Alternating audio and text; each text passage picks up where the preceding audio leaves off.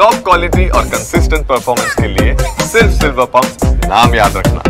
ಇನ್ನು ಡಿಕೆ ಶಿವಕುಮಾರ್ ದೆಹಲಿಯತ್ತ ಪ್ರಯಾಣ ಬೆಳೆಸಿದ್ದಾರೆ. ಕರ್ನಾಟಕ ಮತ್ತು ತಮಿಳುನಾಡು ನಡುವಿನ ಪೆನ್ನಾರ್ ನದಿ ನೀರು ಹಂಚಿಕೆ ಕುರಿತಂತೆ ಮಾತನಾಡಿದ್ರು ಡಿಕೆ. ಇವತ್ತು ಕೇಂದ್ರ ಸಚಿವರನ್ನ ಭೇಟಿ ಮಾಡೋದಕ್ಕೆ ತೆರಳುತ್ತಾ ಇದ್ದೀನಿ. ಸುಪ್ರೀಂ ಕೋರ್ಟ್ನಲ್ಲಿ ನೆಗೋಸಿಯೇಷನ್ ಮಾಡಿ ಅಂತ ಆದೇಶ ಆಗಿತ್ತು. 3-4 ಬಾರಿ ದಿನಾಂಕ ನಿಗದಿಯಾಗಿತ್ತು.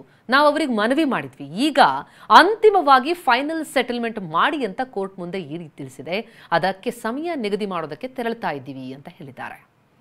ಇವತ್ತು ಸೆಂಟ್ರಲ್ ಮಿನಿಸ್ಟರ್ ಪೆನ್ನಾರ್ ರಿವರ್ ಈ ಕೋಲಾರ ಸಂಬಂಧಪಟ್ಟಂತೆ ಆ ಭಾಗದಲ್ಲಿ ಏನು ನೀರು ತಮಿಳುನಾಡಿಗೆ ಹೋಗ್ತದೆ ಅದು ಕೋರ್ಟಲ್ಲಿ ಸುಪ್ರೀಂ ಕೋರ್ಟಲ್ಲಿ ನೆಗೋಸಿಯೇಷನ್ ಮಾಡಿ ಅಂತ ಹೇಳ್ಬಿಟ್ಟು ಆದೇಶ ಆಗಿತ್ತು.